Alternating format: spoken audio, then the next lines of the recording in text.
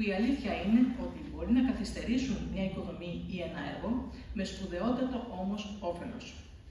Δεν είναι μάλιστα σπάνιο ανασκαφές που γίνονται ακόμη και μέσα στο πυκνό οικιστικό ιστό μιας πόλης να μας επιφυλάσσουν μεγάλες εκπλήξεις, προσφέροντας τη χαρά της ανακάλυψης που αποτελεί και την ουσία της δουλειάς του αρχαιολόγου. Σε αυτές λοιπόν τις έρευνες θα εστιάσουμε σήμερα.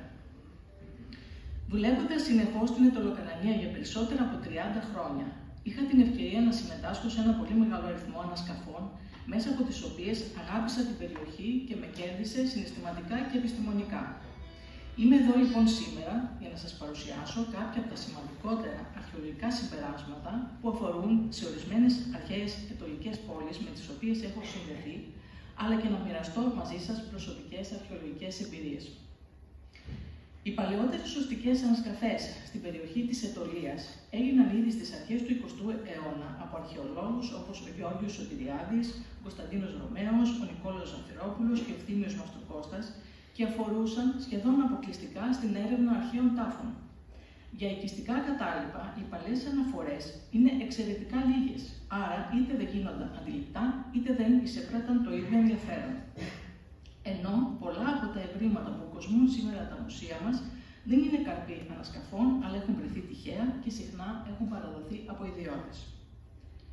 Σε αυτή τη σύντομη αναδρομή να θυμηθούμε ότι από τις παλαιότερες σωστικές έρευνες αιτωλικών πόλεων είναι αυτή που έγινε τη δεκαετία του 1970 στο αρχαίο Κάλιο, στην περιοχή της σημερινής Δωρίδας, πριν η περιοχή κατακλειστεί από νερά για τις ανάγκες κατασκευής του φράγματος του Μόρου.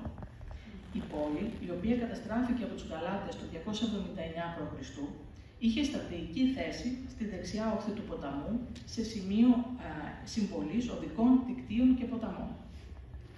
Η ανασκαφή λοιπόν αυτή ήταν η πρώτη μεγάλη ανασκαφή οικισμού στην Αιτωλία, χάρη στην οποία αποκαλύφθηκαν 4 μεγάλα σπίτια με τις αυλές και τις εστίες τους. Σε ένα από αυτά που ανήκε σε επιφανή οικογένεια, βρέθηκε το πολύτιμο αρχείο σφραγισμάτων, ένα από τα σημαντικότερα τεκμήρια για την οργάνωση και δομή της αιτωλικής συμπολιτείας, με δημόσιες σφραγίδες πόλεων, κοινών και βασιλέων ή γνωστών ιστορικών προσώπων. Πρόκειται για αρχείο παπύρων που φυλασσόταν σε ένα από τα δωμάτια της οικίας 4, και από το οποίο, χάρη σε πυρκαγιά που σφράγισε το χώρο και συνέβη μετά τα μέσα του 2ου αιώνα π.Χ., διατηρήθηκαν τα σφραγίσματά τους, μερικά από τα οποία εντελώς ενδεικτικά βλέπουμε εδώ.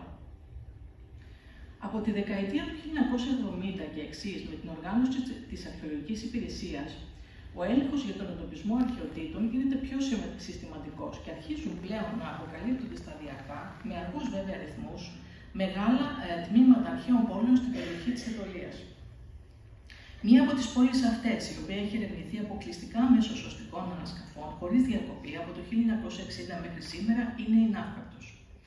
Περισσότερες από 200 ανασκαφές έχουν φέρει στο φως ζωτικά τμήματα της αρχαίας πόλης, έτσι ώστε να είμαστε σήμερα σε θέση να γνωρίζουμε την εξέλιξή της στον χρόνο και τα σημαντικότερα στοιχεία της τοπογραφίας της. Εγκατάσταση σημαντική καθ' όλη την πορεία της, ανήκε αρχικά στη Δυτική Λοκρίδα και ενσωματώθηκε στην Αιτωλία μετά τα μέσα του 4ου αιώνα π.Χ.